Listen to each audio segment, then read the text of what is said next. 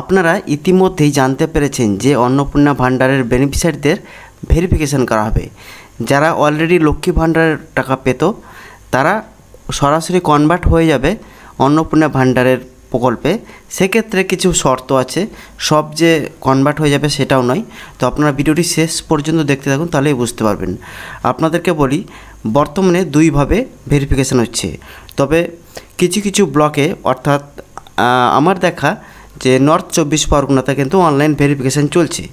বাকি জেলাগুলিতে এই মুহূর্তে পাওয়া তথ্য অনুযায়ী যে অফলাইনে ভেরিফিকেশান শুরু হয়ে গেছে বিএলওদেরকে দিয়ে। তো আমরা খুব সুন্দরভাবে ডিটেলসে জানবো যে কীভাবে ভেরিফিকেশান করছে, কী কী ডকুমেন্ট চাইছে, কী নিয়ম আছে, আমরা সমস্ত জানতে পেরে যাব।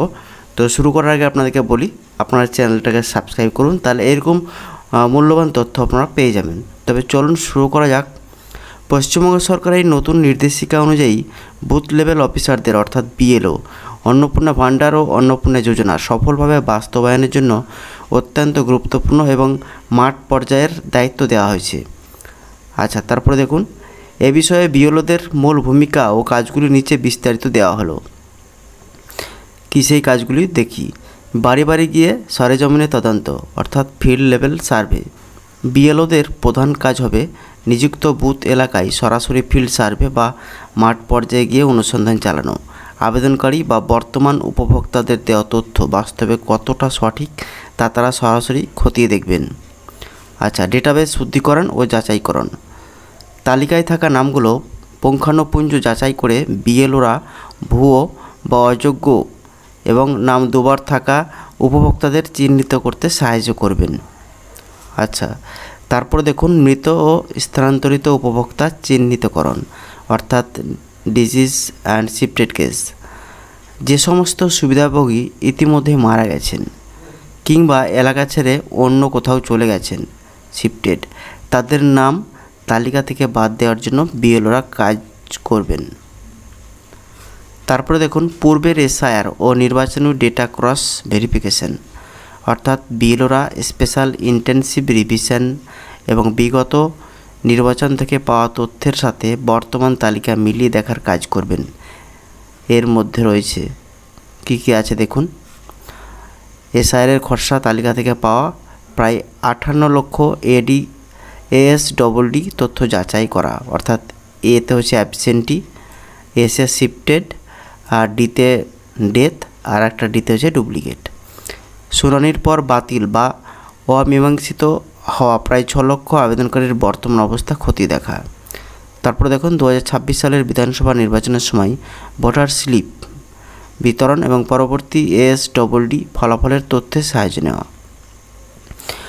ব্লক প্রশাসনের সাথে সমন্বয়। বিএলওরা সম্পূর্ণ কাজটি সংশ্লিষ্ট block development office, BDO staff এবং অন্যান্য উচ্চপদস্থ মাঠ পর্যায়ের কর্মকর্তাদের সাথে সার্বক্ষণিক যোগাযোগ ও সমন্বয় রেখে সম্পন্ন করবেন। দ্রুত ও সময়বদ্ধ কাজ। আগামী 1 জুন 2026 থেকে অন্নপূর্ণা যোজনা চালু হতে যাচ্ছে, তাই আগামী 25শে মে 2026-এর মধ্যে সেই পুরো শুদ্ধিকরণের কাজ অত্যন্ত দ্রুততার সাথে এবং সর্বোচ্চ অগ্রাধিকার দিয়ে মিশন মোডে কাজ শেষ করতে হবে।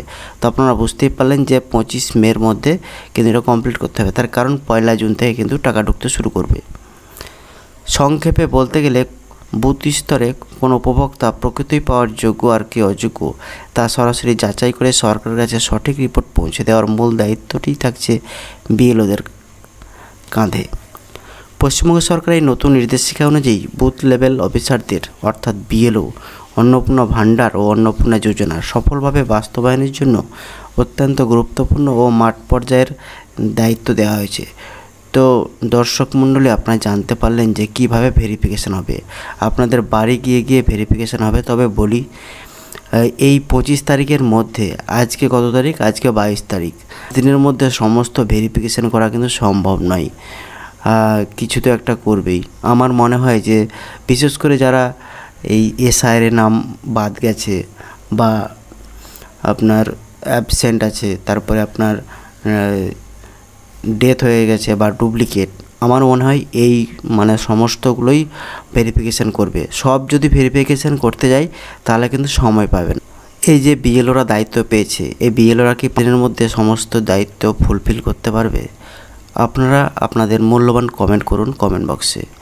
আজকে এই পর্যন্ত, দেখা হচ্ছে পরে একটা ভিডিওতে। তবে শেষে আবার বলি, চ্যানেলটিকে আপনারা অবশ্যই সাবস্ক্রাইব করুন, তাহলে আপনার সঙ্গে সঙ্গে ভালো ভালো তথ্য পেয়ে যাবেন।